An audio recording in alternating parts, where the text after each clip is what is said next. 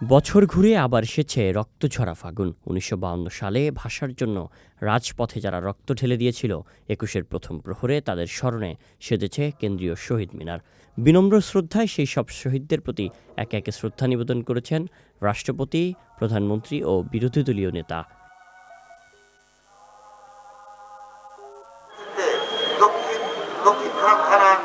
হৃদয়ের গভীর ভালোবাসায় নানা শ্রেণী পেশার মানুষ, সামাজিক সাংস্কৃতিক সংগঠন, শিক্ষা প্রতিষ্ঠান ও সরকারি দপ্তরের প্রতিনিধিরা সারিবদ্ধভাবে পুষ্পস্তবক অর্পণ করেছেন।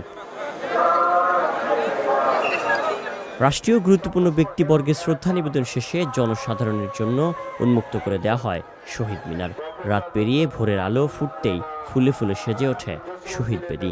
বেলা বেড়ার সাথে সাথে সাধারণ মানুষের সারি আরও দীর্ঘ হতে থাকে। পুরো এলাকা মুখরিত হয়ে ওঠে ২১-এর আবহে। আজ আন্তর্জাতিক মাতৃভাষা দিবস। আমরা ভাষার জন্য এই জাতি জীবন দিয়েছে, এই ভাষার শহীদদের প্রতি শ্রদ্ধা জানাতে আমরা আজকে এখানে মিলিত হয়েছি। আমি বাবার সাথে শহীদ মিনারে ফুল দিতে এসেছি।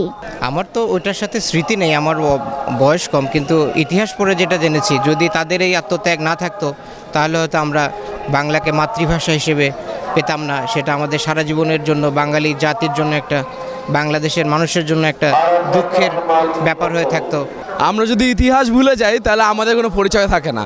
আমাদের যে পরিচয়, আমাদের স্বাধীনতা, আমাদের সংগ্রাম সব কিছু শুরু সেই ১৯৫২ সালে।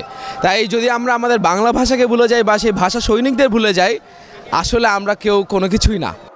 পৃথিবীর ইতিহাসে মাতৃভাষার জন্য জীবন দিয়ে বাঙালি জাতি প্রমাণ করেছিল স্বৈরাচারের রক্ত চক্ষু তাদের কখনো দাবিয়ে রাখতে পারবে না।